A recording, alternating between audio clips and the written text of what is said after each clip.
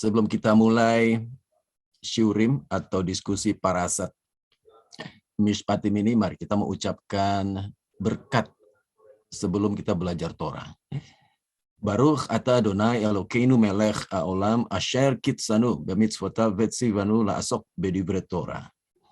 Diberkatilah engkau Adonai Elohim kami, Raja alam semesta, yang telah menguduskan kami dengan perintah-perintahnya, dan yang telah memerintahkan kami untuk menempatkan diri kami di dalam setiap perkataan dari Torah Hashem, di dalam merit dari Masiah kita Yeshua. Kiranya diskusi atau syurim parasat Mishpatim ini memberkati kita semua. Baruch Hashem. Baik, Hafirim, kita akan melanjutkan sahabat syurim kita untuk sahabat ini, parasat Mishpatim. Saya akan mulai dari parasat sebelumnya, Hafirim. Karena masih ada hubungan parasat Mishpatim ini dengan parasat Yitro di sahabat sebelumnya. Jadi saya akan mulai di Shemot 19. Hafirim, kalau kita melihat ke belakang sedikit dari Shemot 19 ayat 20, maka di situ dikatakan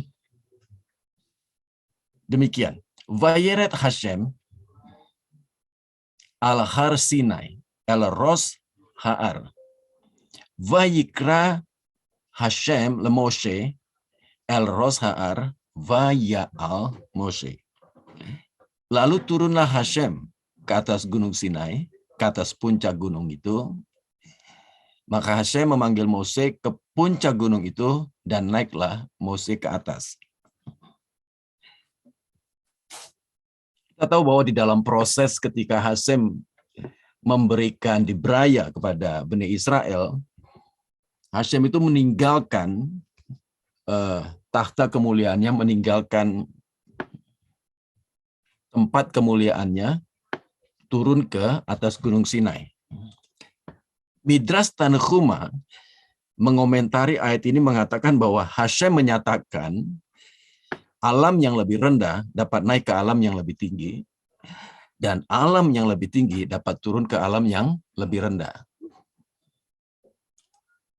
Sesuatu yang ilahi, sesuatu yang divine di wilayah surgawi, Hafirim, itu dapat turun ke dunia fisik, dan sesuatu yang bersifat duniawi di dunia fisik dapat dikuduskan dan diangkat ke wilayah surgawi. Ini sesuatu yang terjadi ketika Hashem memberikan dibraya kepada Bani Israel. Sebelumnya, Hafirim, kedua alam ini terpisah. Ya, alam surgawi, wilayah surgawi sendiri di sana, dan wilayah duniawi itu ada di bawah. Tapi sejak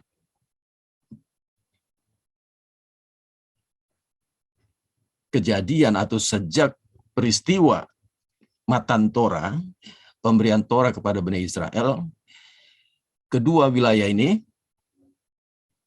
terhubung, Hafirim. Momen ini terjadi pada saat Hashem memberikan Torah kepada Bani Israel pada peristiwa Matan Torah di Sinai. Dengan demikian, ini menyatakan Torah menghubungkan wilayah duniawi dengan wilayah surgawi. Ini sesuatu yang harus kita pahami dengan baik, Hafirim.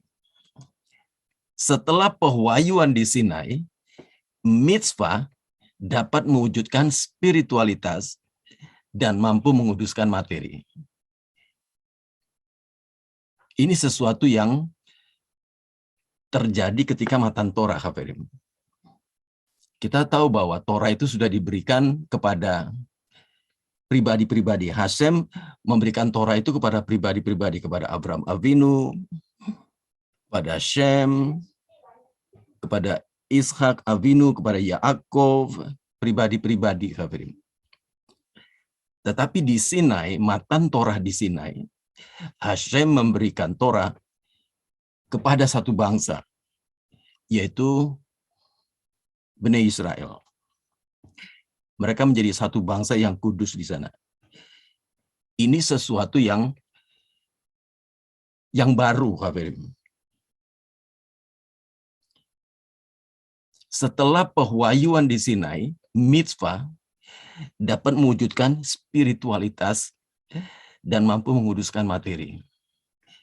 Makanya kenapa dikatakan alam yang di bawah ini bisa dikuduskan oleh mitzvah dan bisa diangkat ke alam surgawi.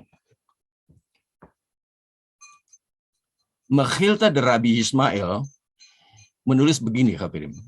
Isi Ben Yehuda mengatakan ketika Hakados Baruhu mempersiapkan untuk memberikan mitzvah kepada Israel, dia menambahkan kekudusan kepada Israel.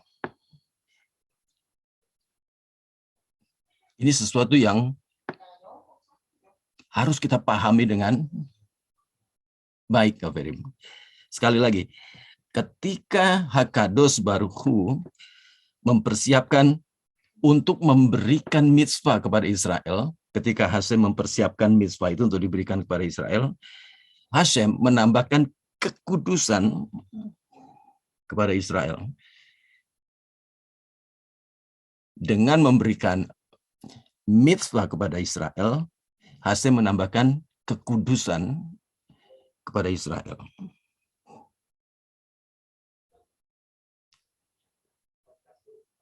Ini sesuatu yang terjadi pada peristiwa Matan Torah.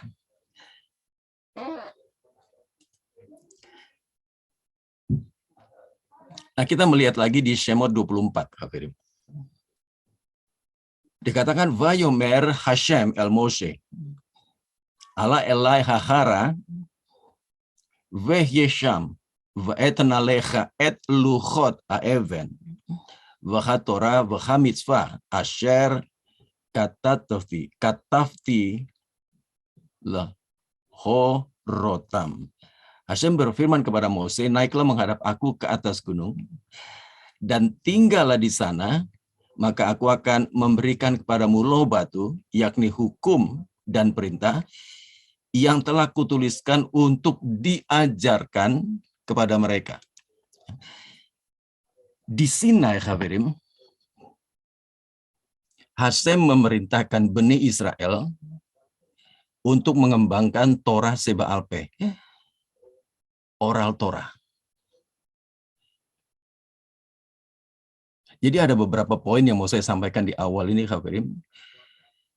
Ya, sesuatu yang harus kita pahami dengan baik bahwa sejak peristiwa Matan Torah, itu alam surgawi dan alam duniawi ini terhubung oleh Torah. Dan sejak peristiwa Matan Torah, mitzvah itu mempunyai kekuatan untuk menguduskan hal-hal yang materi dan mengangkat mereka naik ke wilayah surgawi. Sehingga Matan Torah ini sesuatu yang bernilai bagi bangsa Israel. Untuk itu, Hafirim, bangsa Israel diberikan tugas oleh Hashem untuk mengembangkan, to develop, untuk mengembangkan Torah Seba Alpeh ini.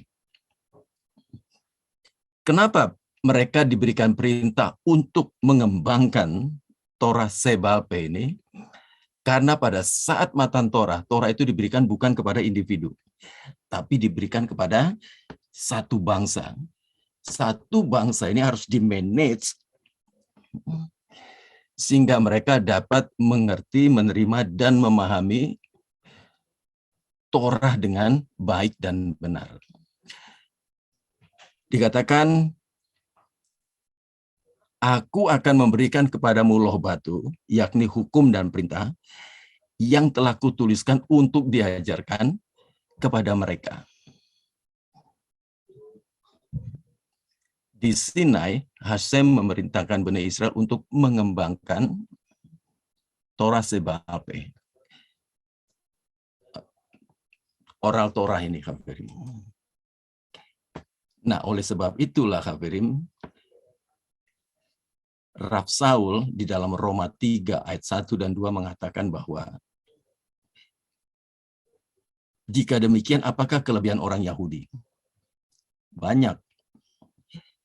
Bahkan di dalam segala hal. Tapi begini, pertama-tama, nah perhatikan Hafirin. Rav Saul katakan, pertama-tama kepada mereka lah dipercayakan firman Hashem, firman Elohim. Ya.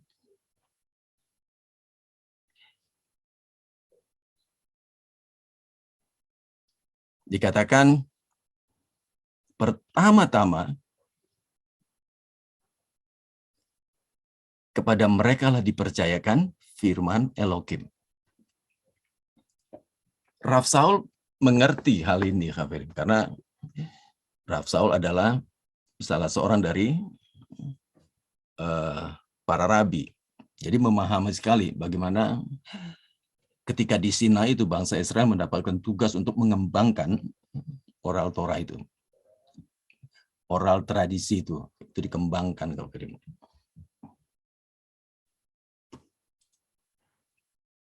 Nah, sekarang kita masuk di parasat Mishpatim, Hafirin. Setelah kita memahami beberapa hal di depan ini, Hafirin, di awal ini, sekarang kita masuk di parasat Mishpatimnya. Di Shemot 21 ayat 1. Dikatakan, Ve'ele hamishpatim asher tashim livnehem. Inilah peraturan-peraturan yang harus kau bawa ke hadapan mereka. Ada dua kata yang cukup penting di sini, Hafirin. Pertama, ve'ele, dan yang kedua, tasim livnehem. Inilah mishpatim yang harus kau bawa ke hadapan mereka. Ve'ele, Rasi mengatakan begini, ve'ele memberitahukan bahwa peraturan-peraturan ini, semua mishpatim ini diberikan di Sinai. Referensinya kita bisa lihat di Mechilta de Rabbi Ismail, di Shemot Rabbah, di Midrash Tanhuma. Lalu, Rasi menjelaskan lebih lanjut begini. Jika demikian, mengapa bagian ini berhubungan dengan hukum perdata yang ditempatkan segera setelah perintah pembuatan altar? Ini akhir dari parasat Jitro. Akhir dari parasat Jitro adalah perintah untuk membuat altar. Kenapa setelah perintah untuk membuat altar, lalu dilanjutkan dengan mishpatim? Dikatakan begini, untuk memberitahu Anda bahwa Anda harus duduk, yaitu menyediakan tempat untuk Sanhedrin di sekitar bait suci. Jadi ada dua kata yang cukup penting, Hafirin. Yang pertama, ve'ele. Inilah, ini mengatakan bahwa inilah mishpatim yang diberikan di Sinai. Lalu dikatakan tasim livnechem. Apa itu tasim livnechem? Yang harus kamu bawa ke hadapan mereka. Apa maksudnya dibawa ke hadapan mereka? Lebih lanjut, Rasi menjelaskan, Hashem berkata kepada Mose, seharusnya jangan berpikir untuk mengatakan begini, aku akan mengajari mereka satu bagian dari Torah atau halakha, aku akan ajarkan 2-3 kali sampai mereka fasih. Tapi aku tidak akan bersusah payah untuk membuat mereka memahami alasan dari setiap hal dan signifikasinya. Hashem bilang sama Mose begini, jangan cuman ajarkan mereka untuk memahami 1-2 hal, tapi mereka tidak tahu latar belakangnya, mereka tidak tahu alasannya, mereka tidak tahu tujuannya, mereka tidak tahu maksudnya apa, hanya diajarkan saja.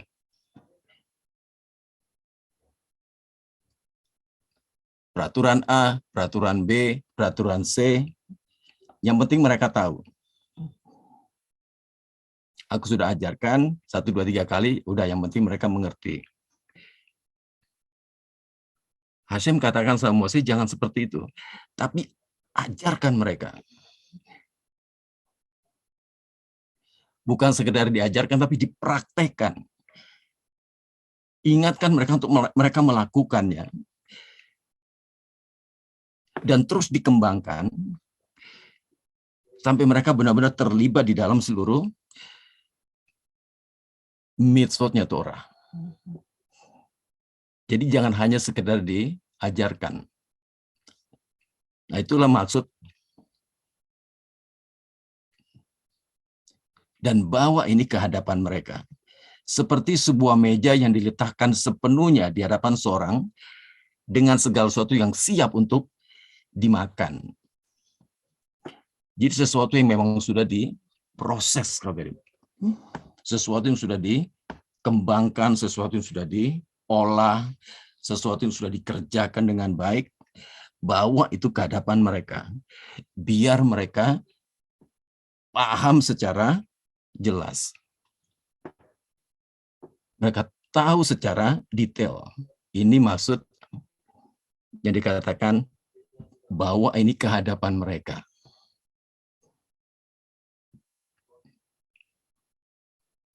Jadi saya hanya ingin menyampaikan kepada Hafirim beberapa prinsip tentang Torah yang diberikan Hashem kepada Bani Israel melalui Mose, Hafirim.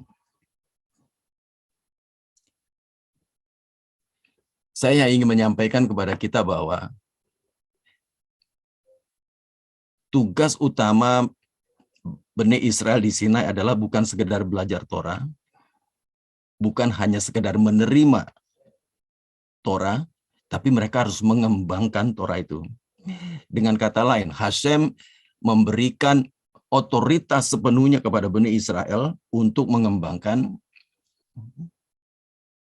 oral tradisi, oral Torah. Jika ada hal-hal yang tidak mereka ketahui, mereka bisa menunggu sampai Hashem memberikan keputusan kepada mereka. Terlepas dari itu, mereka kembangkan semuanya, Kak. Ya, ini yang harus kita sebagai praktisi Messianic Judaism, kita sebagai orang-orang yang dicangkokkan kepada rumah Yaakov, nah kita harus tahu prinsip ini, bahwa bangsa Israel itu diberikan otoritas, diberikan mandat oleh Hashem untuk mengembangkan Torah tradisi ini, oral Torah ini. Gagasan tentang bagaimana menerapkan Torah pada sebuah bangsa tidak pernah dipandang sebagai individu. Tadi sudah disinggung sedikit di awal tadi, Hafirim.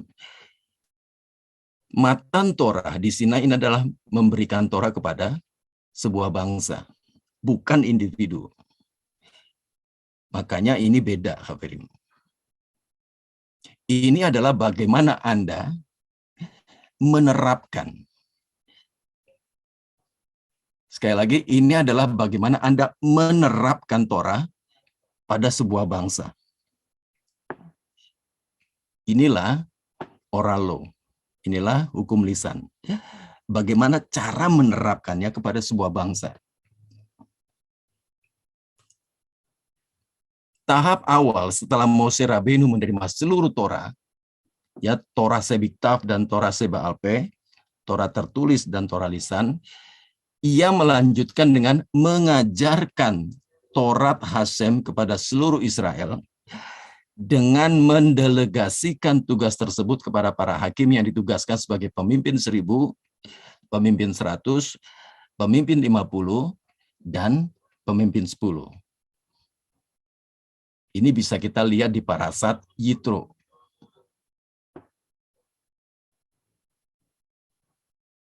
Ini setelah Mose menerima seluruh Torah. Maksud saya, Torah Sebiktav dan Torah Sebaalpe. Nah, lihat, perhatikan Kafirim, setelah Mose menerima seluruh Torah, Mose itu melanjutkan dengan mengajarkan Torah itu kepada seluruh Israel. Bahkan bukan Mose sendiri, tapi Mose mendelegasikan tugas itu kepada para hakim, kepada para pemimpin 1.000, 150, dan 10. Kita bisa lihat di Shemot 18. Dikatakan begini, Vahis hartem etchem. Kemudian haruslah engkau mengajarkan kepada mereka ketetapan-ketetapan dan keputusan-keputusan. Hukim vayat hatorot. Ya, baik sebiktav, baik sebalpe. Dan memberitahukan kepada mereka jalan yang harus dijalani. Ini penting ya, Kafirin. Ya, dikatakan Vahu data lahem et haderech yelechu vach. Va'et hama ase asher ya asun. Ya, dan pekerjaan yang harus dilakukan. Jadi ini sesuatu yang kompleks, Kafirin. Ini bukan sesuatu yang simple. Bukan sesuatu yang mudah, Kafirin. Makanya kenapa itu harus dikembangkan. Harus dikembangkan. Kata yang digunakan di sini adalah vahis hartem. Ibn Ezra memberikan komentar begini, Kafirin. Kamu wajib mengajar dan menginstruksikan mereka hanya hal-hal yang mereka masih belum begitu yakin. Untuk itu dibutuhkan upaya besar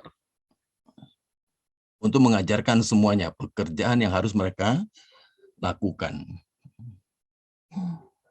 Ibn Ezra memberikan komentar, ini merupakan upaya yang besar, bukan sesuatu yang mudah, Kafirin.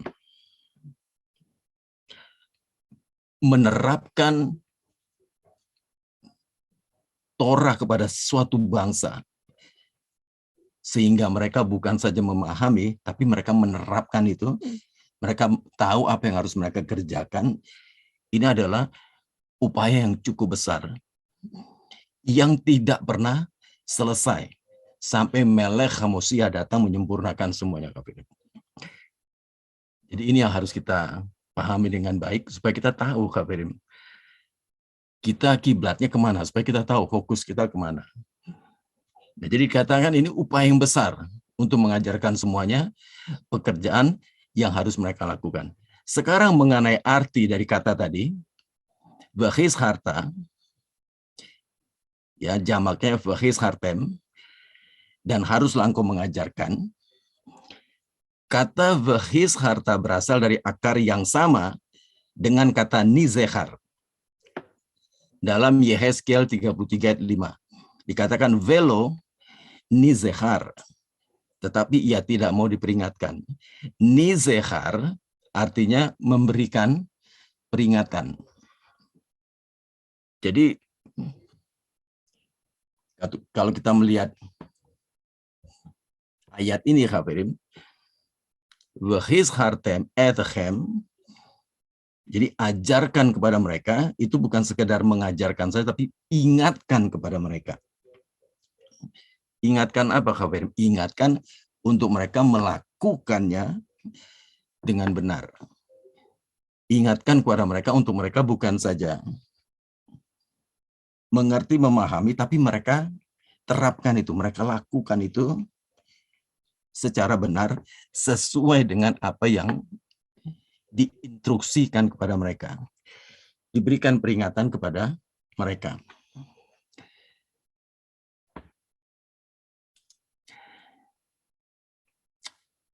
Ini juga bisa kita lihat di Devarim 17 ayat 8 dan 9, Kafirin. Dikatakan, apabila sesuatu perkara terlalu sukar bagimu untuk diputuskan, misalnya bunuh-membunuh, tuntut-menuntut, atau luka-melukai, perkara pendakwaan di dalam tempatmu, maka haruslah engkau pergi menghadap ke tempat yang akan dipilih Hashem Elokimu. Haruslah engkau pergi ke imam-imam. Ya, dikatakan Uvata el Hakohanim, ha Leviyim, ya, imam-imam, orang Levi, dan kepada hakim yang ada pada waktu itu. Kalau sekarang pergi ke rabi yang ada di lingkunganmu, yang ada di lingkunganmu, di distrik tempat engkau tinggal, dan meminta putusan. Dan mereka akan memberitahukan kepadamu keputusan hakim. Ada mekanisme yang dikembangkan oleh Bani Israel mulai sejak dari Sinai, dari Matan Torah, terus berkembang sampai Melech HaMoshiach datang. Itu dikembangkan terus. Siapa yang mengembangkan? Bani Israel. Mulai dari Mose, ya dari Mose diturunkan ke Yosua, dari Yosua diturunkan ke tua-tua, dari tua-tua diturunkan ke nabi-nabi, dari nabi-nabi diturunkan ke Anse Knesset Hagedolah. Dari Anse Knesset Hagedolah itu dikembangkan oleh Rabbi Nikal sampai Melech HaMoshiach datang. Dibuat satu sistem yang dinamis mulai sejak dari Matan Torah di Sinai sampai hari ini. Ada satu sistem yang dikembangkan oleh bangsa Israel yang dinamis, nggak pernah berhenti. Sekalipun mereka ada di exile, ada di diaspora, sistem ini terus dikembangkan. Pola skemanya itu terus dikembangkan berdasarkan Torahnya Hashem. Kenapa itu harus dikembangkan? Karena perbedaannya adalah ketika mereka mengembangkan hal ini, mereka senantiasa following the Torah. Mereka senantiasa mengikuti Torah. Mereka senantiasa mengikuti halakhanya. Makanya parasat mispatim ini ada hubungannya dengan meja. Engkau harus mempersiapkan meja. Meja ini berbicara juga tentang sulkhan. Sulkhan itu ada hubungan dengan sulkhan aruch. Berbicara tentang halakha orang-orang Yahudi. Jadi ada satu pola, ada satu sistem yang mereka kembangkan sampai hari ini.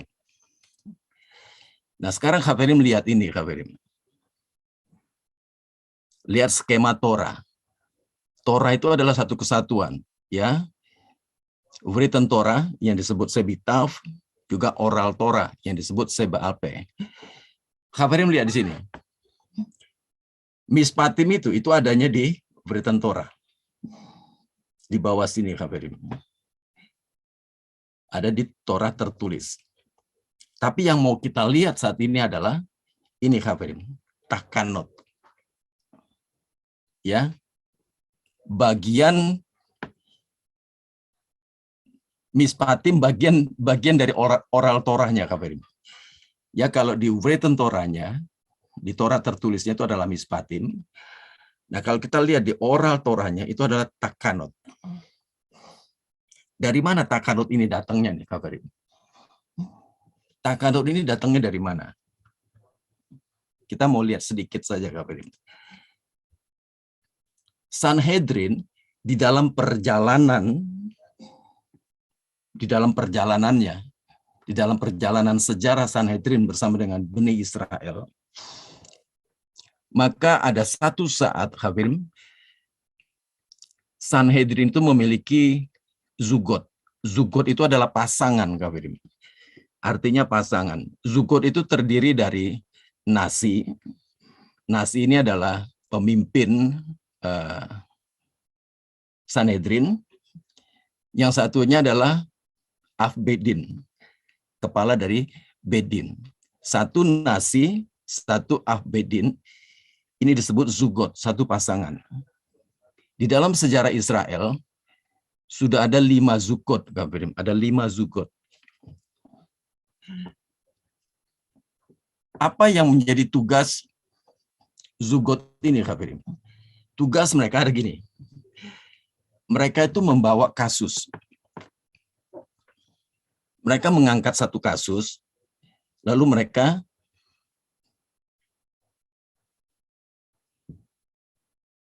argumen di sana.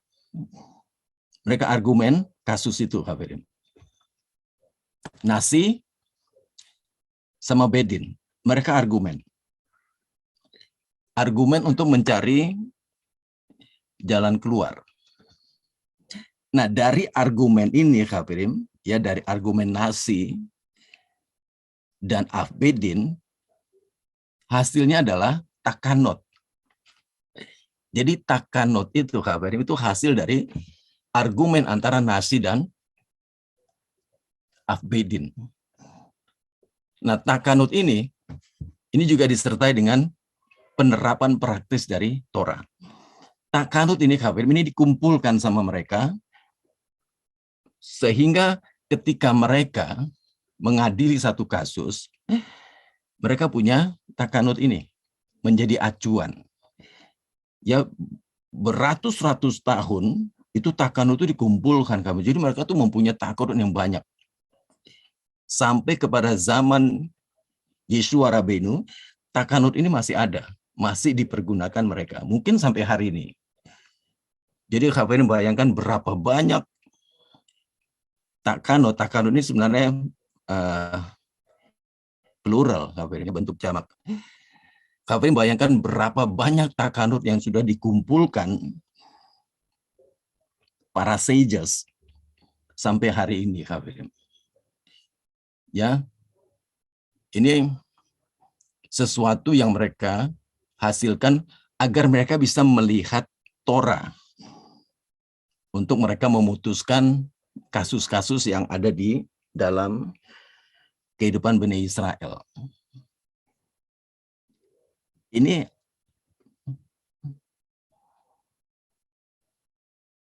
bagaimana munculnya takanut. Jadi Nasi sama Af-Bedin. Dan kita tahu bahwa zugot yang terakhir itu adalah Hillel dan Samai. Nasinya tuh Hillel, Af-Bedinnya Samai. Hillel sama Samai di dalam masa-masa mereka menjadi zugot, mereka itu sudah berargumentasi sebanyak 316 kasus. 316 masalah. Dari 316 masalah, Samai itu hanya menang 8. Sisanya itu Hillel. Pertanyaannya begini, Kak Ferim. Kenapa Samai sedikit, kenapa Hillel banyak? Bedanya Hillel, Kak Ferim, Hillel itu dia masih longgar. Sisi chesed itu pasti banyak Hillel. Kalau Samai, ini dia strict. Kenapa Hillel yang menang? Sages mengatakan begini, selama masa exile, selama masa diaspora, Bani Israel itu lebih memerlukan belas kasihan, chesed. Jadi sepanjang masa-masa exile, sepanjang masa-masa diaspora ini, yang diperlukan adalah belas kasihan. Maksudnya supaya Bani Israel bisa dibimbing, dituntun untuk mencapai geulah mereka. Juga dengan sisi chesed ini diharapkan banyak orang-orang non-Yahudi yang juga bisa bergabung ke dalam rumah Yakov. Makanya Hillel, ya keputusan Hillel itu lebih banyak yang menang di masa-masa eksil, diaspora ini. Ya bukan berarti bahwa keputusan sama itu salah atau enggak benar, tapi ada alasan kenapa keputusan Hillel yang lebih banyak dimenangkan, diberlakukan. Ya kita bisa lihat ini di Masechet Ketuvot, di Traktat Ketuvot, di Talmud Bavli. Nah, jadi takanut itu Khabirim, takanut itu dibawa terus dari zaman ke zaman, dikumpulkan dengan tujuan dari takanut itulah mereka bisa melihat kasus per kasus ya untuk membawa keputusan kepada bangsa Israel. Sampai ke zaman Yeshua Rabbeinu. Ketika zaman Yeshua Rabbeinu, Yeshua Rabbeinu juga banyak mengambil keputusan-keputusan dari Hillel dan Samai.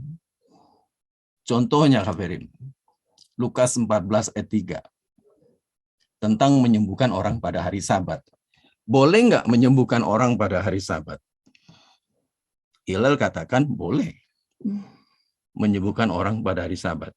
Jadi ketika Yeshua Rabbeinu katakan, kan begini, Yeshua Rabbeinu ditanya sama beberapa orang Farisi dan ahli Taurat, Rabi, bagaimana menurut pandanganmu? Boleh nggak menyembuhkan orang pada hari Sabat? Yesus bilang boleh.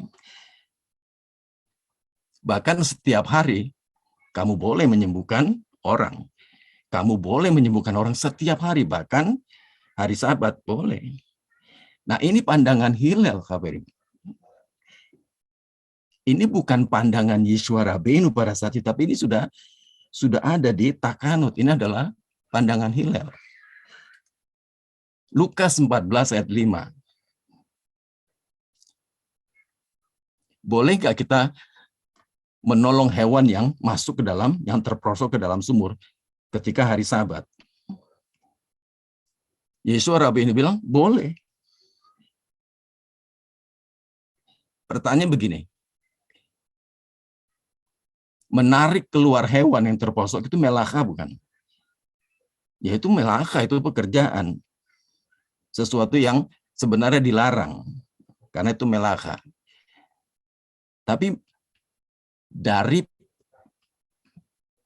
hasil dari argumentasi zugot antara Hillel dan Samai, Hillel menang di dalam hal ini. Boleh kita menolong seseorang atau bahkan menarik hewan yang terperosok ke sumur pada hari Sabat. Nah ini sebenarnya keputusan Hillel, Khabirim. Jadi Yeshua Rabbeinu di dalam pengajarannya pada waktu itu, Yeshua Rabbeinu juga banyak mengambil pendapat Hillel. Bahkan disinyalir, Khabirim, perkataan tentang jika engkau ingin orang berbuat kepadamu, berbuatlah itu kepada orang itu. Jika engkau ingin orang melakukan hal yang baik kepadamu, engkau harus terlebih dahulu melakukan hal yang baik kepadanya. Itu juga disinyalir ada perkataan Hillel. Ya, bagaimana dengan Samai? Apakah Yeshua Rabbeinu juga mengambil pendapat Samai? Oh iya. Misalnya seperti perceraian. Maka kalau kita lihat perkataan Yeshua, coba kalian perhatikan perkataan Yeshua tentang perceraian. Satu sisi Yeshua katakan nggak boleh bercerai. Satu sisi Yeshua katakan kalau engkau bercerai, ya buat surat perceraiannya, akte perceraiannya. Ya. Nah, jadi kita kan mikir, boleh apa tidak cerai? Nah, Yeshua jawabannya bisa dua. Kenapa Yeshua jawabannya dua? Yesua lihat kasus per kasus, KPD. Sekarang kalau misalnya kita tanya Rabi, seperti ada Talmidim tanya sama Rabi Bernstein. Ada Talmid tanya begini. Kebanyakan Rabi Bernstein, kebanyakan di Kristen wanita itu nggak bisa bercerai. Bagaimana di Judaism? Rabi Bernstein tanya begini. Apa yang dikatakan Yesua? Murid-murid debat kan?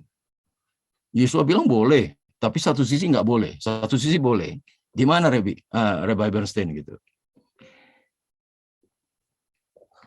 Lalu Rabbi Bernstein bilang begini, apa kata Hillel? Apa kata Shammai? Nah, itu diambil dari Zugot, hasil dari argumentasi mereka. Oke, Yesua bilang boleh. Itu pendapat siapa? Talmid nyari kan?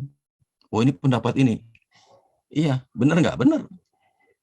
Yesua bilang nggak boleh. Itu pendapat siapa? Yesua bilang boleh. Itu pendapat siapa? Jadi bisa pendapat Hillel, bisa pendapat Shammai. Yesua Rabbeinu di dalam pengajarannya juga mengambil hasil dari Zugot ini, Khabirin. Makanya Takhanot itu tuh ada di dalam struktur Torah. Ada khusus di struktur oral Torahnya. Ya, jadi kita lihat argumen yang diambil Yesua adalah yang menang dalam oral. Apa yang menang di Hillel itu diambil, apa yang menang di Shammai diambil. Nah, sekarang begini, Khabirin. Sekarang kita sedikit kritis.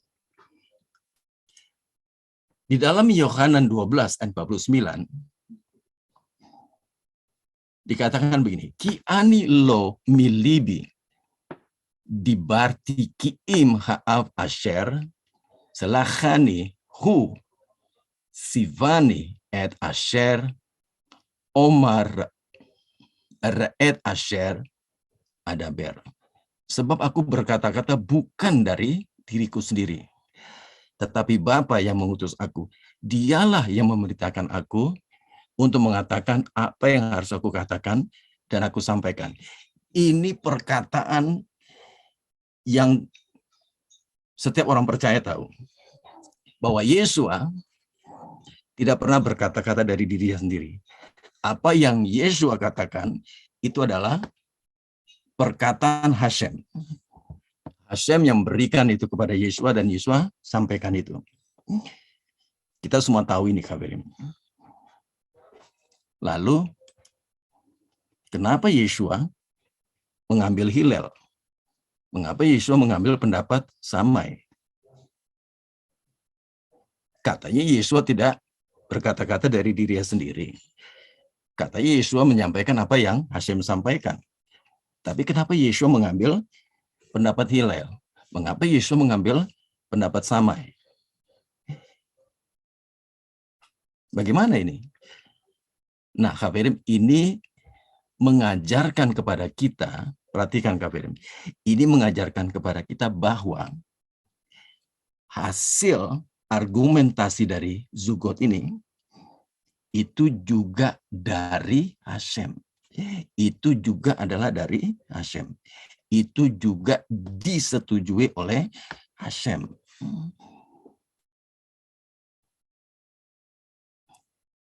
Itu yang mau diajarkan kepada kita, Khabirim. Kita kan bisa saja protes. Katanya Yesua menyampaikan semuanya dari Hashem. Lalu kenapa Yesua ambil perkataan Hillel? Atau perkataan Shammai? Sekali lagi, ini mengajarkan kepada kita bahwa apa yang dihasilkan oleh Zugot, oleh Sanhedrin, apa yang dihasilkan oleh Bedin, keputusan dari peradilan Israel, itu juga dari Hashem. Makanya kenapa di Parasat Mispatim dikatakan ve'eleh Mispatim. Ini juga dari Hashem asalnya. Hashem memberikan mandat kepada bangsa Israel untuk mengembangkan oral tradisi itu. Dan Hasem setuju dengan semua keputusan Bani Israel sampai hari ini. Ketika mereka mengumpulkan takanut itu, Hafirin, yang metode itu dikumpulkan untuk bisa melihat cara melihat Torah untuk bisa memberikan keputusan, itu pun disetujui oleh Hasem. Itu pun dari Hasem. Ini yang harus kita pahami dengan baik, Hafirin. Ya, apalagi orang-orang yang dicangkokkan kepada rumah Yakov harus mengetahui hal ini. Pola yang dikembangkan bangsa Israel itu seperti apa? Kita harus pahami, Hafirin, ya. Oke, kita lanjutkan lagi. Inilah oralo yang diatur melalui argumentasi para zugot. Dan zugot yang terakhir adalah Hillel dan Samai. Hillel adalah Nasi, Samai adalah Av-Bedin. Hillel meninggal sekitar tahun 10 Masehi. Samai meninggal pada tahun 30 Masehi. Ini yang terakhir, Hafirin. Baik Hillel dan Samai secara historis tidak hanya sangat diingat dan dihormati, tetapi apa yang mereka lakukan sejauh menyangkut oral law dan Torah sangat terdepan dalam pemikiran Yahudi pada saat itu. Yang mereka cukup brilian di dalam merumuskan hukum-hukum Torah. Hillel dan Samai mengemukakan 316 masalah yang tercatat dalam oral law. Tadi kita sudah singgung itu. Ya, itu ada di Masechet Ketuvot dan lain sebagainya. Hillel mengembangkan 7 metode yang dapat digunakan dalam melihat Torah dan mengevaluasi Torah dan semua kitab suci agar kita tetap sejalan dengan Torah ketika kita membahas takanot. Ketujuh ini kemudian benar-benar diperluas oleh Rabbi Ismail menjadi 13. Ini ada di Sifra Beraita de Rabbi Ismail 2. Jadi Hafirin lihat, pola itu tuh terus dikembangkan oleh bangsa Israel. Ya, Hillel mengembangkan 7 metode. 7 metode ini dikembangkan lagi oleh Rabbi Ismail menjadi 13. Inilah yang diberikan mandat kepada bangsa Israel. Hasem memberikan kepada Bani Israel mandat ini, Hafirin. Ya, jadi Hafirin bisa lihat betapa pentingnya Anse Knesset Hagedolah, betapa pentingnya Rabbinikal itu, betapa pentingnya Sanhedrin, dan betapa pentingnya Rabbinik hari-hari ini. Ya, dikatakan agar kita tetap sejalan dengan Torah ketika kita membahas takanot. Jadi ketika mereka masuk di dalam kasus-kasus yang berhubungan dengan iman Yahudi, mereka tidak pernah keluar dari Torahnya Hasem. Ini yang penting, Hafirin. Jadi mereka benar-benar ada di dalam halakha yang dikembangkan oleh bangsa Israel. Oke, kita ulangi lagi sedikit tadi, Hafirin. Setelah pewahyuan di Sinai, mitzvah dapat mewujudkan spiritualitas dan mampu menguduskan materi. Sehingga kita lihat hukum atau mishpatim yang pertama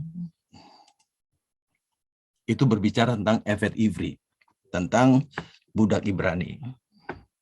Kita bisa baca di Shemot 21 ayat 2, dikatakan kitikne Evet Ivri sesanim ia avod ufas viit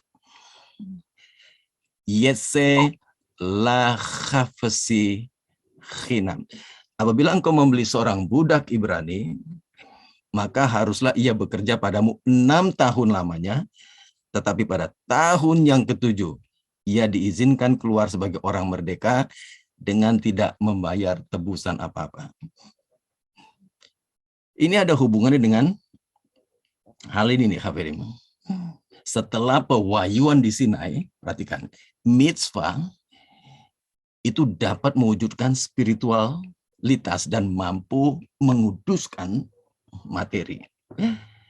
Sehingga mishpat yang pertama itu berbicara tentang Eved Ivri, tentang budak Ibrani yang pada tahun ke-7 dia harus dibebaskan, dimerdekakan. Kita lihat komentar dari Ramban, Hafirim, dari Nachmanides. Ini juga mengandung peringatan. Nah, perhatikan Hafirim. Ya, katanya sama, peringatan. Ini juga mengandung peringatan akan penciptaan. Sama seperti hari Syabat. Karena tahun ke-7 menandakan seorang hamba istirahat total dari pekerjaan tuannya. Sama seperti hari ke-7 dalam seminggu, ada tambahan ke-7 di antara tahun-tahun. Itu yaitu Yovel. Karena 7 adalah hari-hari yang dipilih untuk menjadi Sabat. Dan tahun-tahun menjadi tahun Sabat. Dan dari 7 sabatikal menjadi Yovel. Dan mereka semua menunjuk pada satu subjek, yaitu kekudusan hari-hari di dalam dunia ini. Dari Bereshit hingga Vayechulu, dari awalnya sampai semuanya berakhir, siklus 7 itu Haberim, itu tidak pernah lepas dari hari-hari dunia ini. Dan siklus 7 itu menandakan atau menunjuk tentang kekudusan yang Hasem berikan. Bahasa Ramban yang tenang dan menantang ini dijelaskan dalam sebuah esai oleh E. Weinstock, Bemagle Hanigla Vhanistar, di mana ia menelusuri perkembangan doktrin kabalistik ini. Alam semesta tunduk pada siklus 7.000 tahun. Jadi proses penciptaan Haberim itu adalah hari pertama, hari kedua, hari ketiga, hari empat, hari kelima, dan hari ke-7 Hashem berhenti. Karena apa? Hashem menguduskan hari ke-7. Ya. Nah, jadi alam semesta yang diciptakan Hashem sejak penciptaan di awal itu tunduk pada siklus 7. Ya, jadi kalau satu hari mewakili 1000 hari, hari pertama, satu hari mewakili 1000 tahun, maaf Kabirim. Jadi hari pertama, hari kedua, hari ketiga, hari keempat, hari kelima, hari keenam, ya 1000 tahun, 2000 tahun, 3000 tahun, 4000 tahun, 5000 tahun, 6000 tahun, ya, dan tahun ke-7 itu berbicara tentang sesuatu yang sacred, sesuatu yang kudus. Di mana di situ dikatakan Hashem beristirahat. Setelah setiap 6.000 tahun pertumbuhan dan aktivitas, tahun ke-7.000 adalah salah satu dari istirahat. Proses ini berulang 7 kali, mewakili total 49.000 tahun. 50.000 adalah tahun Yobel ketika semua keberadaan kembali ke asalnya. Fenomena ini berlaku untuk planet tempat kita hidup dan juga dunia di atas kita. Ya, di dunia di luar ruang dan waktu. Dengan demikian, seseorang dapat melihat sekilas makna kata-kata Ramban di hadapan kita. Bahwa perintah ini mengacu pada hal-hal besar dalam proses penciptaan.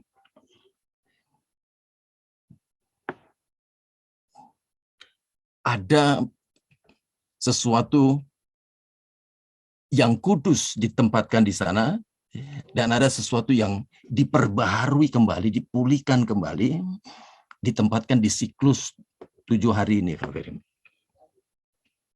Maksudnya begini, ketika manusia mengamati sahabat ini, sahabat-sahabaton ini, mereka mengamati dengan baik Hafirim, ini akan kembali ke olam haba.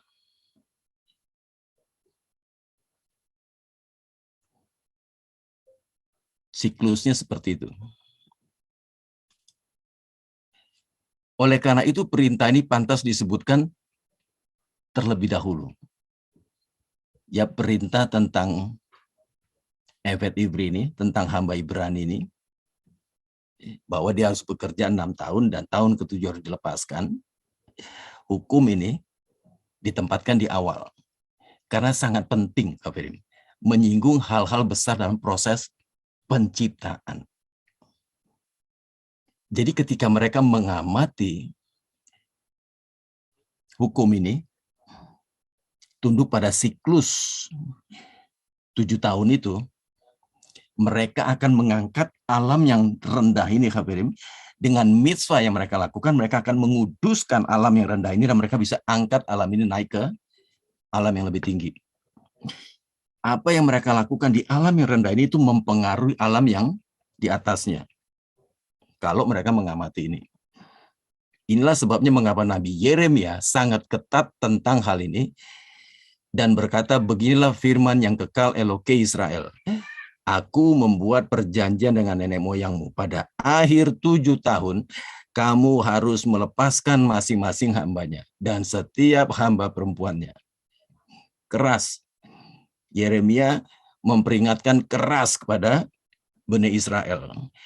7 tahun setiap budak laki-laki, budak perempuan harus dimerdekakan. Karena apa? Ketika mereka melakukan itu, siklus 7 tahun itu akan terjadi dengan baik, Kafirim. Akan ada pemulihan, pengudusan. Dan mitzvah itu akan menguduskan mereka, akan mengangkat mereka untuk melihat olam haba. Tapi begini, akibat dari kelalaian akan hal itu, Hashem menetapkan pengasingan, exile. Sama seperti Torah menetapkan pengasingan untuk sisa sabat dari tanah yang tidak dipenuhi. Ya, kita lihat itu di Vayikra, Kafirim. Di Vayikra 25 dikatakan begini. Daber el bani Israel, fa'amarta alehim ki tavo'u el ha'aretz aser ani noten lachem, berbicara kepada orang Israel dan katakan kepada mereka, apabila kamu tavo'u, apabila kamu masuk ke negeri akan kuberikan kepadamu, el ha'aret aser ani noten lachem, lalu dikatakan begini, vesab betah ha'aret sabat lah Hashem. Maka tanah itu harus mendapat perhentian sebagai sabat bagi Hashem. Ini di awal loh, Kafirim. Ini di awal. Hashem bilang begini, begitu kamu masuk, begitu kamu sudah tinggal di sana, kamu harus mulai menghitung.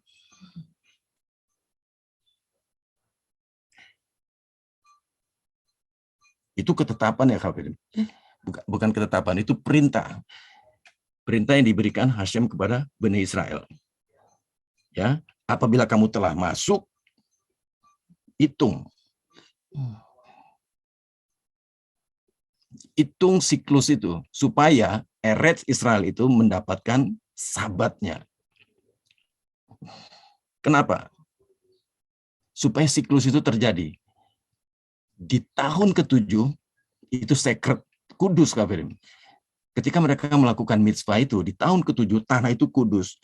Dan tanah itu tuh bisa diangkat karena kekudusan mitzvah itu, Kafirim. Ya, bisa diangkat ke olam haba. Ya, itu metafornya kira-kira seperti itu. Mereka bisa melihat sekilas tentang olam haba di Eretz Israel yang ada di dalam ruang dan waktu ini. Ya. Dan Vayikra juga mencatat ketika mereka lalai, Kafirim. Ya, dikatakan di Vayikra 26 ayat 34 dan 35. Ketika mereka lalai, mereka tidak melakukan itu, mereka tidak menghitung itu, dikatakan pada waktu itulah tanah itu pulih dari dilalaikannya tahun-tahun sabatnya, selama tanah itu tandus Dan selama kamu tinggal di negeri musuh-musuhmu, pada waktu itulah tanah itu akan menjalani sabatnya. Dan dipulihkan tahun-tahun sabat yang belum didapatinya. Selama ketandusannya, tanah itu akan menjadi sabat yang belum dijalani pada tiap-tiap tahun sabatmu ketika kamu masih diam di situ. 400 tahun lebih bangsa Israel tinggal di Eretz Israel. Eretz Israel tidak pernah mengalami sabat. Sehingga Hasem hitung. Hasem hitung dan Hasem dapatkan angka 70, bangsa Israel diasingkan 70 tahun. Dan 70 tahun tanah itu mendapatkan sabatnya. Maksudnya apa, Kafir? 70 tahun tanah itu dikuduskan oleh Hasem. Nah, jadi kenapa Mitzpat pertama bicara tentang budak Ibrani yang harus dilepaskan pada tahun ke-7, ini berbicara tentang mitzvah. Mulai sejak Matan Torah di Sinai, mitzvah itu mempunyai kekuatan spiritualitas, bisa menguduskan sesuatu yang di alam, di olam haze ini, ya dikuduskan untuk bisa di level up, dinaikkan. Maksudnya sekalipun kita ada di olam haze, kita bisa melihat sekilas tentang olam haba. Kita bisa merasakan tentang olam haba. Makanya sahabat itu kan seperti More Andre tadi sampaikan di Sakarit, di sahabat Sakarit. Ya, sahabat ini kita mencicipi olam haba. Ya, kita melihat sekilas tentang olam haba.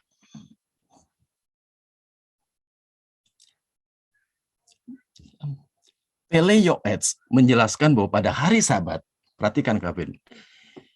Ya, ini kata-kata yang signifikan. Kita diberi kekuatan untuk mempengaruhi dunia tertinggi. Sedangkan tindakan kita selalu berdampak dan memiliki pengaruh yang cukup besar di dunia atas. Perbuatan kita sangat kuat pada Sabat, mencapai tingkat tertinggi. Ini berarti bahwa mitzvot yang kita lakukan pada hari Sabat memiliki dampak positif yang sangat kuat. Namun, khasbahalilah, dan dosa-dosa yang kita lakukan memiliki dampak yang sangat berbahaya. Kenapa, Kevin? Karena Sabat itu adalah hari ke-7. Itu hari yang sacred. Kekudusan Sabat, Kevin, itu beda dengan kekudusan hari-hari raya yang lain. Karena kekudusan hari-hari raya yang lain, itu selain kekudusan dari Hashem sedikit, juga ada kekudusan yang datang dari kita yang melakukan hari raya. Tapi Sabat, 100% itu kekudusannya datang dari Hashem. Makanya kenapa di Sabat orang tidak berbicara bisnis, di Sabat orang tidak berbicara hal-hal duniawi, di Sabat orang hanya berpikir tentang olam haba.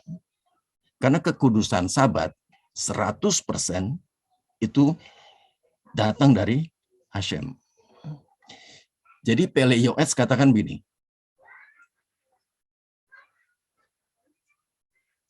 di hari Sabat kita diberikan kekuatan untuk mempengaruhi dunia tertinggi. Tindakan kita selalu berdampak dan memiliki pengaruh yang cukup besar di dunia atas. Perbuatan kita sangat kuat pada Sabat mencapai tingkat tertinggi. Ini berarti bahwa mitzvot yang kita lakukan pada hari Sabat memiliki dampak positif yang sangat kuat. Tapi pelanggaran juga memiliki dampak yang bahaya. Jadi Sabat itu memang sesuatu yang beda. Beda. Jadi kata-kata yang pas ya itu, seperti yang dikatakan Muri, kita mencicipi olam haba di Sabat itu. Bahkan kita yang melakukan Sabat dengan benar, ya, yang melakukan Sabat dengan benar, posisi kita itu di atas malaikat. Jadi seperti penciptaan. Ketika Adam diciptakan, Adam itu kan lebih tinggi dari malaikat. Ya ketika malaikat itu ada di alam ruah, maksudnya di level ruah, Adam itu ada di level neshama. Nah ketika kita melakukan sahabat dengan benar, Kafirim, posisi kita di atas malaikat. Maka kita nyanyi begini. Shalom alaikum malaikai hasyaret. Kita mengundang malaikat datang. Silakan datang malaikat. Malaikat yang melayani malaikat dari yang maha tinggi. Ya lalu barkhunile shalom. Berkati, minta malaikat berkati, kita disabat. Posisi kita disabat lebih tinggi dari malaikat ketika kita melakukan sabat, menguduskan sabat secara benar. Ya, nah setelah kita minta malaikat berkati, kita bilang, Zedchem le shalom. Kita minta malaikat kembali lagi ke tempatnya. Maksudnya apa? Malaikat tidak bisa ganggu kita. Kita mau ada di sabat. Kita mau menikmati sabat. Ya, malaikat nggak bisa ganggu kita. Karena kita ada di wilayah olam haba. Nah, saya quote dari Nefesh HaChaim, dikatakan begini, inilah hukum manusia. Setiap orang di Israel tidak boleh berkata di dalam hati dan pikirannya, siapa saya ini? Siapalah aku ini? Kekuatan apa yang aku miliki untuk bisa mempengaruhi dunia ini dengan tindakan-tindakan yang sepele, nggak ada apa-apanya. Nggak boleh, Hafirim. Ya, setiap orang di Israel tidak boleh mempunyai pikiran seperti itu.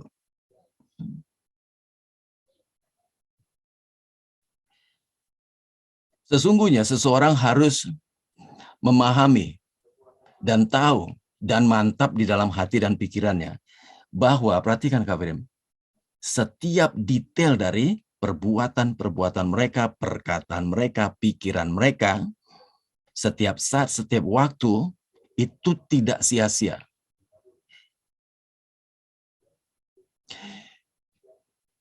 Seberapa banyak pun tindakan mereka, seberapa hebat tindakan mereka,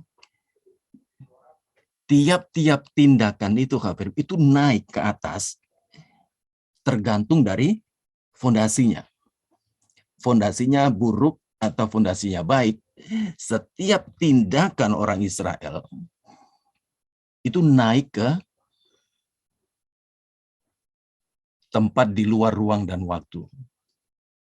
Dan hasilnya begini, dia akan mempengaruhi dunia atas.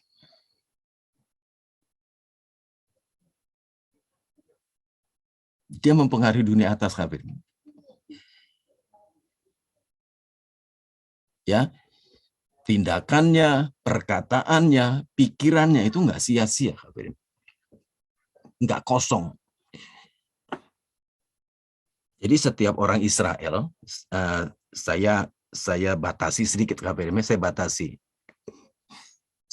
sedikit. Jadi setiap orang Israel, orang-orang Yahudi yang ada di area Israel, ginilah orang-orang Yahudi, mereka itu harus berhati-hati dengan tindakan mereka, dengan ucapan mereka, dengan pikiran mereka. Apalagi di sahabat Kafirim. Karena semua hal itu tidak kosong, nggak sia-sia. Ya, seberapapun banyaknya tindakan mereka, seberapapun hebatnya tindakan mereka, itu tuh semuanya mempengaruhi dunia atas. Tergantung dari fondasinya. Nah, dikatakan begini. As if to say that your eyes don't see the awesome. Matamu tidak melihat situasi-situasi yang ajaib yang disebabkan oleh tindakan-tindakan mereka. Nggak ngelihat. Karena apa? Itu ada di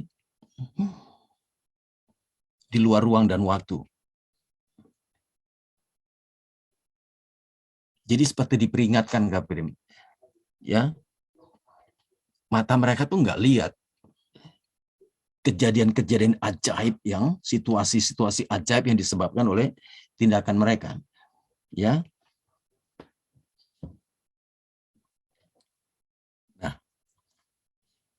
dikatakan dengan demikian, ketahui dengan pasti bahwa semua yang terjadi di dunia atas semuanya adalah dari kamu. Tergantung inklinasinya apa. Tadi dikatakan fondasinya, roots-nya ini apa? Semua itu naik ke atas, Kak Firip. Ya, kalau inklinasinya itu yang jahat, naiknya ke atas. Pengaruhnya itu merusak ke atas. Kalau inklinasinya yang baik, efeknya ke atas juga baik. Karena apa, Kak Firip? Setiap mitzvah sejak Sinai itu memiliki efek yang dahsyat, Kak Firip. Ketika seseorang melakukan mitzvah, mitzvah itu memberikan efek yang besar ke dunia di atas, ke Hashamayim.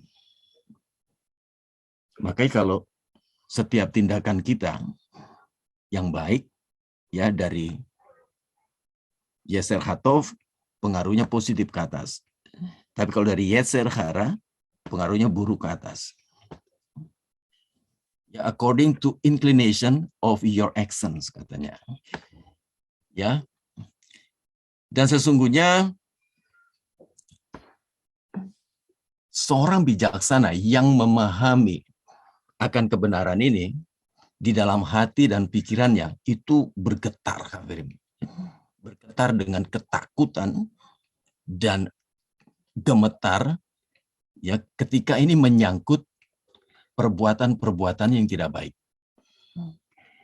Jadi begini, Kak Perim.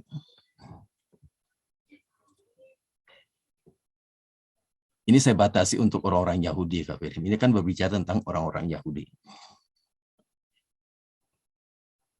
Dosa kecil, ya, dosa kecil dari perbuatan-perbuatan yang tidak baik, Kak Perim, dikatakan begini, itu mempengaruhi dunia atas much more than Nebukadnezar dan Titus. Kita tahu siapa itu Nebukadnezar, siapa itu Titus. Ini adalah dua orang yang menghancurkan Beit Hamikdas. Nebukadnezar menghancurkan Beit Hamikdas yang pertama, Titus menghancurkan Beit Hamikdas yang kedua. Dan kita tahu bahwa akibat dari perbuatan mereka ini efeknya luar biasa. Tetapi Nefesh HaChaim mengatakan dosa kecil dari perbuatan-perbuatan yang tidak baik itu mempengaruhi dunia di atas lebih besar atau lebih banyak dari perbuatan Nebukadnezar dan Titus. Cuma dosa kecil, Kak Brim.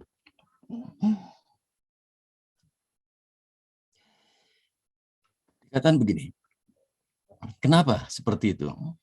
Karena begini, Nebukadnezar dan Titus lewat tindakan-tindakan mereka ini tidak menyebabkan kehancuran atau tidak menyebabkan kerusakan di atas. Karena apa? Karena mereka tidak punya tempat atau akar. Mereka tidak ada hubungan dengan dunia atas, di mana mereka dapat mempengaruhi lewat tindakan-tindakan mereka. Mereka nggak punya, Kak Firman. Mereka tuh nggak punya hubungan dengan dunia atas. Nah, dikatakan begini, it was only because of our sin. Jadi orang Yahudi mengatakan, itu sebenarnya karena dosa kita. Karena dosa kita lah kebesaran kehebatan dari surga itu berkurang dan melemah. Bisa dikatakan seperti itu. Ketika Beit Hamikdas dicemarkan, jalan ini terbuka sehingga Nebukadnezar dan Titus diberikan kekuatan, diberikan kuasa untuk melakukan hal yang buruk itu, hadirin. Jadi poinnya di sini bukan karena kehebatan Nebukadnezar dan Titus, bukan. Sebenarnya mereka tuh nggak ada peluang sama sekali. Kenapa mereka bisa ada peluang? Itu karena kesalahan bangsa Israel sendiri. Karena mereka memiliki dosa, dosa itu membuka celah, sehingga Nebukadnezar dan Titus bisa mendapatkan kuasa, mendapatkan kekuatan untuk melakukan kejahatan. Jadi saya cuma mau sampaikan di sini bahwa tindakan-tindakan di Olam Hazeh ini, hadirin, ketika orang Yahudi, mereka sudah ada di dalam mitzvah Torah, ada di dalam mitzvotnya Torah, ada di dalam Torahnya Hashem. Setiap tindakan mereka di Olam Hazeh ini mempengaruhi yang ada di Olam Haba. Bisa positif, bisa negatif. Ya, bahkan bisa ada kekuatan untuk bisa menurunkan sesuatu yang divine dari atas ke bawah. Bahkan itu yang menjadi tugas utama dari orang-orang Yahudi. Bukan hanya sekedar membawa yang dari bawah ke atas, tapi menurunkan yang dari atas ke bawah. Seperti Yeshua katakan, jadilah kehendakmu di bumi seperti di surga. Ini terjadi ketika mereka menerima Torah, ketika matan Torah di Sinai. Jadi kita lihat hadirin ya. Nah, kita akan lanjutkan sedikit lagi hadirin. Jadi saya hanya menyampaikan pola yang ada di dalam Bani Israel, hadirin ya, pola yang ada di sana yang kita harus pahami pola kerja mereka. Shemot 23:32 dikatakan lo tikrot lahem velelo lehem brit, janganlah mengadakan perjanjian dengan mereka ataupun dengan ilah mereka. Khazal bertanya, kenapa bisa ada dua? Jangan mengadakan perjanjian dengan mereka, jangan mengadakan perjanjian dengan ilah mereka. Orang Hakhaim memberikan komentar begini, mengapa Torah harus melarang perjanjian seperti itu? Karena Hasem sendiri telah memerintahkan orang-orang Yahudi untuk menghancurkan orang-orang ini. Selain itu, apa tujuan membuat perjanjian dengan para dewa daripada dengan orang-orang? Sebenarnya kita harus memahami ayat tersebut untuk mengajarkan kita bahwa seluruh larangan membuat perjanjian dengan bangsa-bangsa non-Yahudi hanya berlaku selama bangsa-bangsa non-Yahudi masih menganut dewa-dewa mereka. Begitu mereka menyangkal dewa-dewa mereka sebelumnya, larangan ini menjadi batal. Inilah sebabnya mengapa Torah menghubungkan larangan dengan kata-kata lahem, velelo, lehem. Dengan mereka dan dewa-dewa mereka. Jadi bangsa Israel, boleh nggak bangsa Israel berhubungan dengan non-Yahudi? Boleh saja. Selama itu tidak menyangkut dewa-dewa mereka, tidak masalah. Boleh nggak orang Yahudi melakukan kesepakatan bisnis dengan orang-orang non-Yahudi? Boleh. Selama itu tidak menyangkut ilah-ilah mereka, tidak menyangkut sistem kepercayaan mereka. Ya, jadi ketika tidak membawa sistem avoda mereka, tidak membawa sistem kepercayaan mereka, tidak membawa ilah-ilah mereka, tidak masalah. Atau ketika orang-orang non-Yahudi meninggalkan sistem kepercayaan mereka, nggak ada masalah.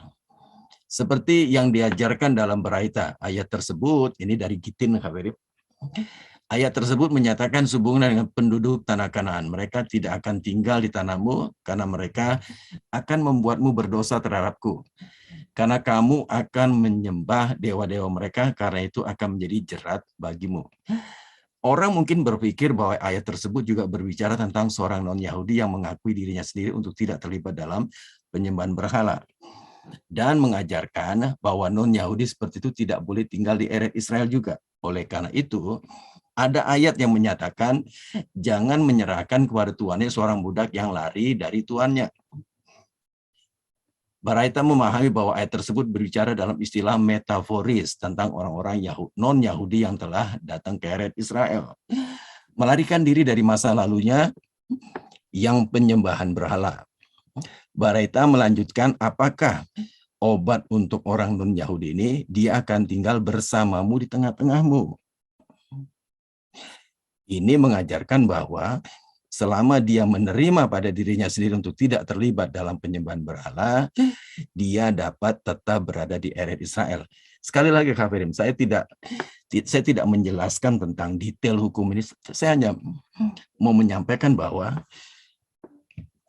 ada pola yang dikembangkan oleh bangsa Israel tentang mishpatim ini, tentang seluruh mitzvot, tentang seluruh perintah di dalam Torah. Ada pola yang dikembangkan oleh bangsa Israel yang harus kita pahami, kita mengerti pola ini, ya. Jadi tentang kenapa engkau tidak boleh membuat perjanjian dan lain sebagainya, itu juga semua sudah ada polanya, Kafirin. Kalau kita melihat di Gitin ini, Kafirin, ini juga berbicara tentang orang non-Yahudi yang lari dari tuannya dan segala macam, Kafirin. Ya, ini juga sudah ada polanya, Kafirin. Kita bisa lihat di dalam Brit Hadasa. Kita lihat di Brit Hadasa, di Filemon 1 ayat 9 dan 10. Dikatakan, aku Paulus yang sudah menjadi tua, lagi pula sekarang dipenjarakan karena Mesias Yesua, mengajukan permintaan kepadamu mengenai anakku yang kudapat selagi aku dalam penjara, yakni Onesimus.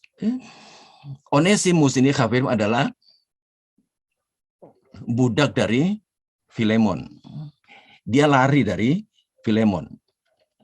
Ya, di dalam pelariannya ini, dia bertemu dengan Paulus.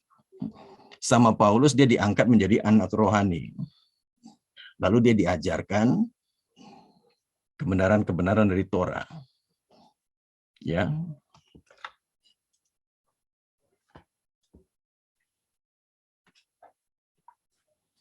Onesimus, budak yang melarikan diri, jelas-jelas mencari perlindungan dengan Saul, tetapi ia sendiri tidak dipenjara.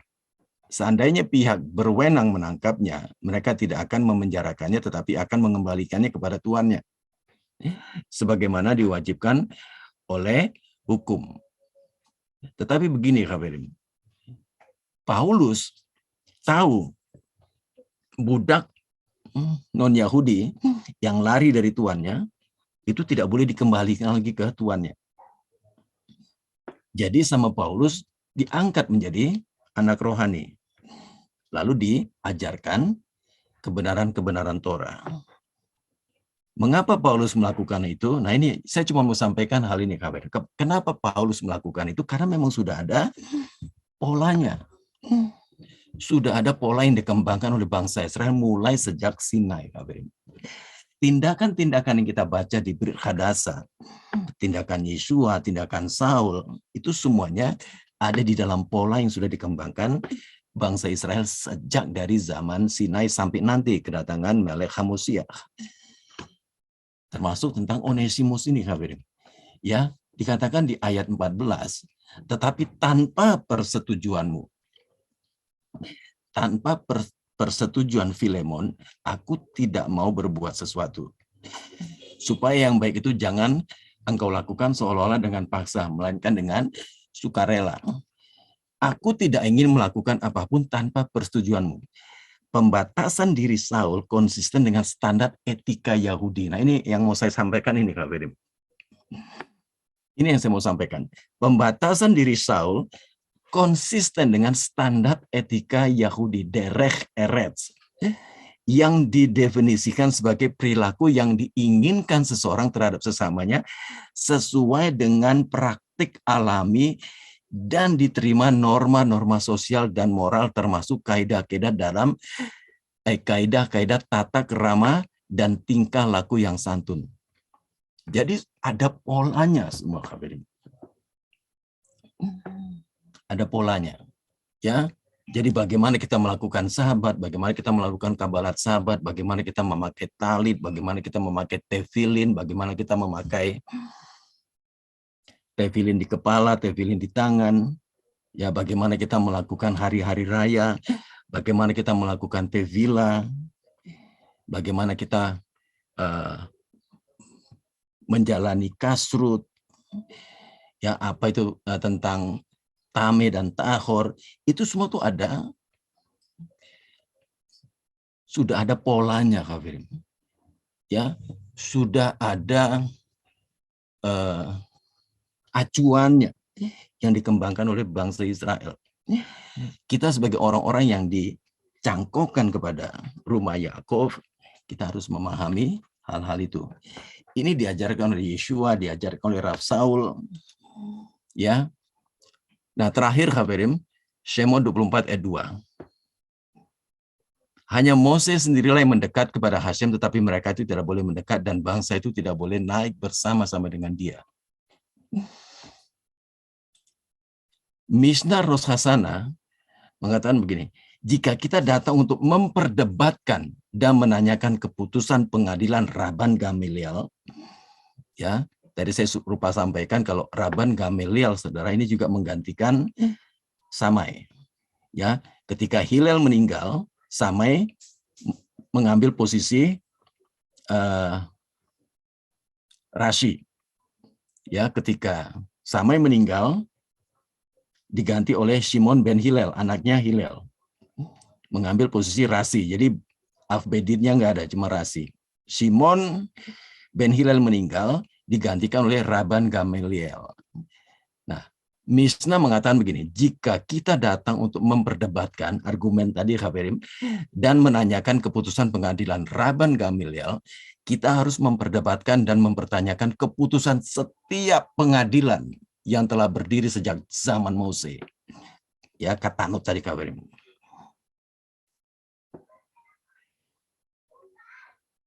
Sampai sekarang, sebagaimana dinyatakan, maka naiklah Mose dan Aharon, Nadab dan Abihu dan 70 tua-tua Israel. Tapi mengapa nama 70 tua-tua ini tidak disebutkan? Sebaliknya ini datang untuk mengajarkan bahwa setiap perangkat 3 hakim yang berdiri sebagai pengadilan atas orang-orang Yahudi memiliki status yang sama dengan pengadilan Mose. Ya, jadi polanya itu sudah ada.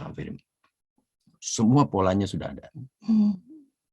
Harus mengikuti pola yang sudah dikembangkan oleh bangsa Israel sejak dari Sinai. Ya, oke, kenapa tadi Paulus katakan pertama-tama orang Israel itu yang dipercayakan firman. Mereka yang mendapat mandat dari Hasem untuk mengembangkan Torah itu sendiri, dan itu disetujui oleh Hasem. Itu pun datang dari Hasem. Ya, dan terakhir saya tutup dengan Matius 28 ayat 20. Ya, dikatakan velima detem otam lismor et kol aser siviti etchem. Ya, ajarkan kepada mereka untuk melakukan segala sesuatu, apapun itu yang aku perintahkan kepadamu. Ya, maksudnya apa, Hafirim? Ini koridornya, ini frameworknya. Yeshua Rabbeinu sudah kasih frameworknya buat semua yang percaya kepada Yeshua. Ini koridornya. Ya. Apa itu koridornya? Asher, etkol asher sipiti etchem.